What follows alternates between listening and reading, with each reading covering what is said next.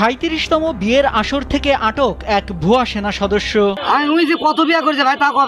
বাংলাদেশ সেনাবাহিনীর সদস্য পরিচয়ে ভুয়া আইডি কার্ড দেখিয়ে সাজ্জাদুর রহমান নামের এক লোকের মেয়েকে ৫ লাখ টাকা কাবিনে বিয়ে করেন সদরুল ইসলাম। জয়পুরহাট জেলার একটি ঘটনায় পুরো দেশজুড়ে আলোচনার ঝড় উঠেছে। সেনাবাহিনীর ক্যাপ্টেন পরিচয় এক প্রতারক দীর্ঘদিন ধরে চালিয়ে যাচ্ছিলেন বিয়ের নামে প্রতারণা। অবশেষে ৩৭তম বিয়ের সময় ধরা পড়েন স্থানীয় জনতার হাতে। এই প্রতারকের নাম সদরুল ইসলাম, বয়স ৩০ বছর, বাড়ি গাইবান্ধার গোবিন্দগঞ্জ উপজেলার হরিনাথপুর বিষপুকুর গ্রামে। সদরুল দীর্ঘদিন ধরে নিজেকে বাংলাদেশ সেনাবাহিনীর একজন ক্যাপ্টেন পরিচয় দিয়ে দেশের বিভিন্ন এলাকায় অবস্থান করতেন। এই পরিচয়ে বিশ্বাস অর্জন করে সম্ভ্রান্ত পরিবারের মেয়েদের সঙ্গে বিয়ে করতেন। বিয়ের মূল উদ্দেশ্য ছিল মোটা অঙ্কের যৌতুক আদায় করা।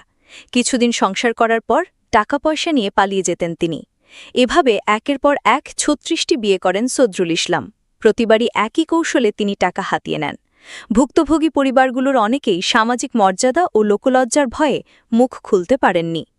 ভুক্তভোগী সাজ্জাদুর রহমান জানান, সদরুল তার মেয়েকে বিয়ে করেন ৫ লাখ টাকা কাবিনে। বিয়ের ৩ দিনের মাথায় সদরুল ২.৫ লাখ টাকা নিয়ে গা ঢাকা দেন। একই ধরনের ঘটনা ঘটেছে পাঁচবিবি উপজেলার সাতিন আলী গ্রামেও, যেখানে আব্দুল রাউফ আকন্দের মেয়েকে বিয়ে করে ২,৫,০০০ টাকা যৌতুক নিয়ে নিরুদ্দেশ হন সদরুল। শেষমেশ ধরা পড়েন খেতলাল উপজেলার একটি বিয়ের আসরে। জনতা তাকে আটক করে গণপিটুনি দেয় এবং পরে পুলিশে সোপর্দ করে। তার সঙ্গে আটক হন তার সহযোগী ঘটক আব্দুর রহিম, যিনি একই গ্রামের জালাল উদ্দিনের ছেলে। খেতলাল থানার ভারপ্রাপ্ত কর্মকর্তা কামাল হোসেন জানান, গ্রেফতারির পর প্রাথমিক জিজ্ঞাসাবাদে সদরুল ও রহিম দুজনেই তাদের অপরাধ স্বীকার করেছেন। সদরুল জানিয়েছেন তিনি মোট ৩৬টি বিয়ে করেছেন এবং প্রতিবারই একই কৌশলে টাকা আদায় করে পালিয়ে গেছেন। পুলিশ এই প্রতারকের বিরুদ্ধে আরও বিস্তারিত তথ্য সংগ্রহে তদন্ত চালিয়ে যাচ্ছে। এই চাঞ্চল্যকর ঘটনার পর সাধারণ মানুষের মধ্যে আতঙ্ক ও ক্ষোভ দেখা দিয়েছে। স্থানীয়রা বলছেন, এমন ভুয়া পরিচয় প্রতারণা বন্ধ করতে কড়া নজরদারি প্রয়োজন।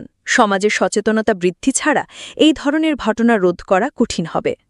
প্রিয় দর্শক, এই ছিল আজকের বাংলা 24 চ্যানেলের সর্বশেষ নিউজ।